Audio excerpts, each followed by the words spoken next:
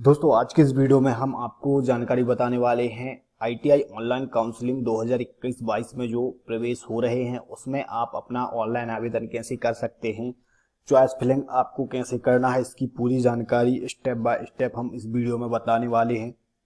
अगर आप आईटीआई में प्रवेश लेना चाहते हैं और ऑनलाइन आवेदन करना चाहते हैं तो आप ये वीडियो लास्ट तक जरूर देखें।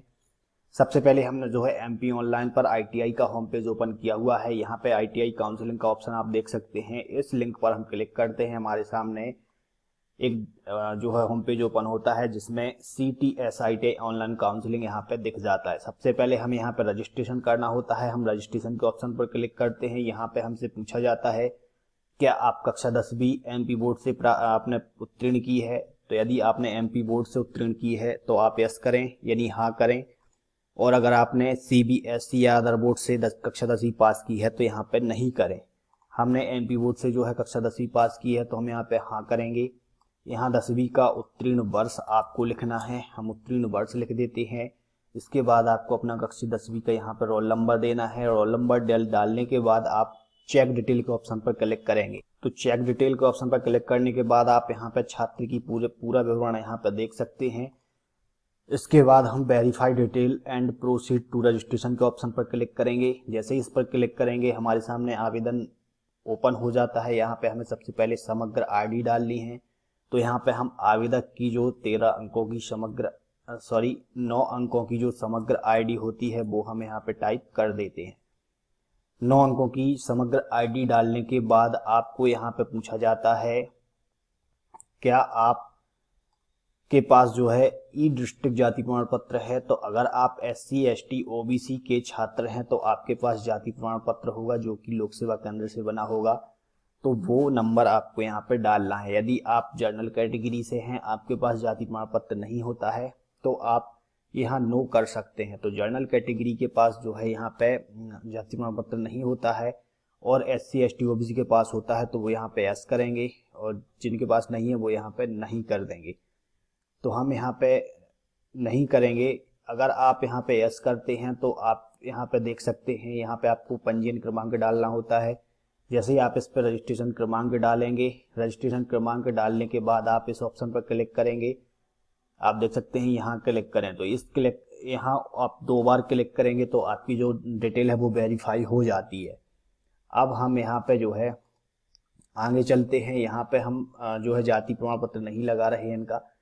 तो आप यहाँ पे आवेदक का जो है नाम इंग्लिश में देख सकते हैं। यहाँ पे हमें हिंदी में इनका नाम लिखना होता है। इसके बाद यहाँ पे इनके पिता का नाम जो है इंग्लिश में लिखा हुआ है, हमें हिंदी में टाइप करना होता है। इसके बाद उनकी माता का नाम भी हमें हिंदी में टाइप करना होता है। तो आइए हम जो है नाम सबसे पहले हिंदी में लिखते हैं। सबसे पहले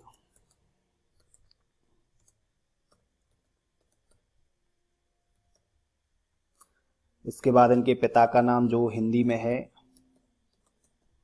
वो लिख लेते हैं। इसके बाद इनकी माता का नाम,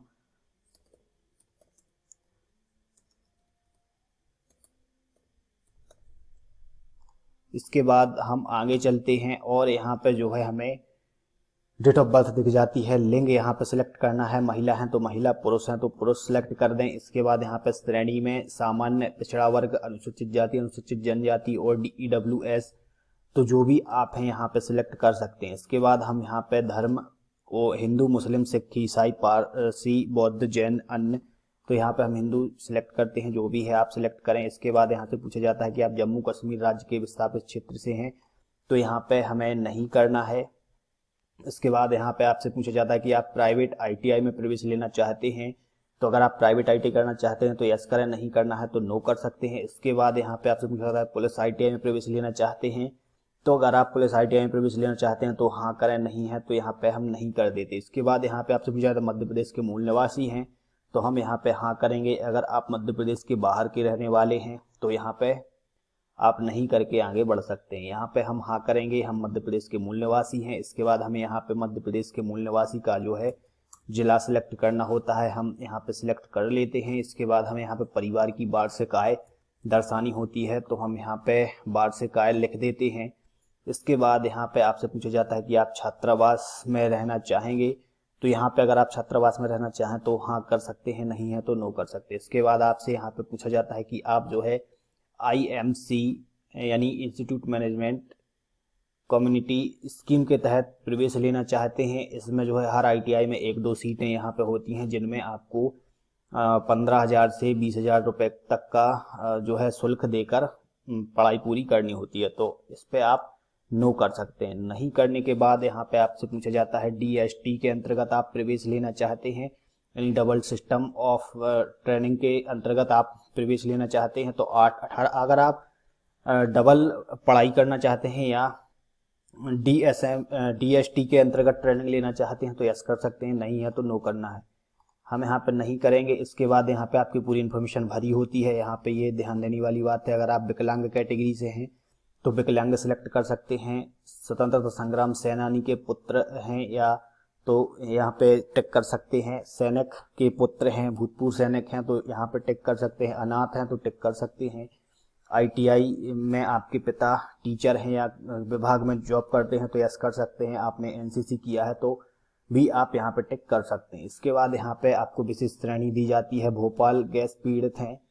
इसके बाद यहाँ पे नर्मदा बांध विस्थापित योजना के अंतर्गत आते हैं, कौशल विकास केंद्र से प्रशिक्षित हैं, यानी आपने पहले ITI किया है तो यहाँ पे यस कर सकते हैं।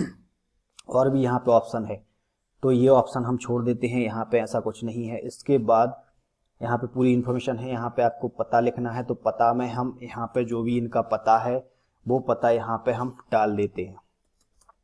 तो हम इनके जो पता है वो आपको यहाँ पे लिखना है, तो जो भी पता आप लिखना चाहें वो यहाँ पे लिख सकते हैं। इसके बाद हम आगे चलते हैं, यहाँ पे हमें जिला सेलेक्ट करना है, हम सागर सेलेक्ट करते हैं।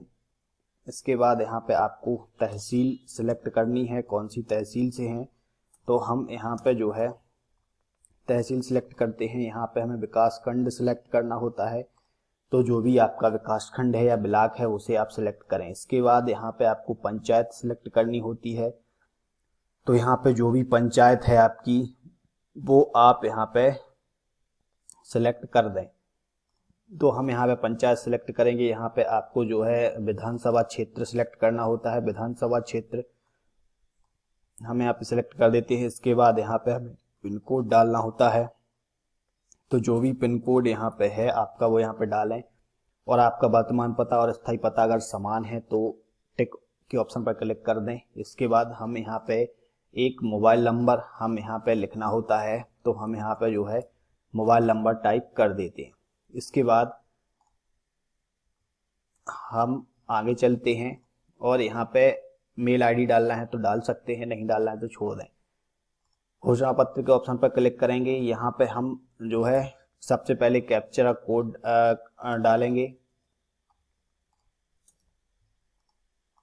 कैप्चर कोड यहाँ पे डालने के बाद हम सबमिट बटन के ऑप्शन पर क्लिक करेंगे। सबसे पहले आप आवेदन एक बार चेक कर लें, क्योंकि बाद में आवेदन सुधरता है, लेकिन यहाँ पे बहुत सी चीज़ें इसमें नहीं सुधरती हैं। तो यहाँ पे हम सबमिट बटन के ऑप्शन पर क्लिक करते हैं और चलते हैं आगे की प्रोसेस पर। तो इस टाइप से आप देख सकते हैं ये आवेदन यहाँ पे हमने सबमिट किया है। इसके बाद हमें यहाँ पे फोटो और हस्ताक्षर अपलोड करने हैं। फोटो और हस्ताक्षर 30 KB से अधिक में आपके जो है यहाँ पे होना अनिवार्य है। तो 30 KB से अधिक के हम जो है सबसे पहले फोटो और सिग्नेचर यहाँ पे अपलोड कर, तो सबसे पहले हम यहाँ पे फोटो अपलोड करेंगे। तो फोटो अपलोड करने के लिए हम यहाँ पे जो है फोटो देखते हैं, हमने फोटो कहाँ पे रखा है। यहाँ पे आप देख सकते हैं ये फोटो हमने अपलोड कर दिया। इसके बाद यहाँ पे हमें सिग्नेचर अपलोड करना है, तो सिग्नेचर अपलोड कर देते हैं। इसके बाद हम कंटिन्यू बटन के ऑप्शन पर क्लिक करते हैं, तो यहाँ पे जो है हमारा आवेदन क्रमांक आ जाता है। हम इसे कॉपी करते हैं। यहाँ पे आप देख सकते हैं फोटो सिग्नेचर लग चुका है। अब हमें यहाँ पे पेमेंट करना है।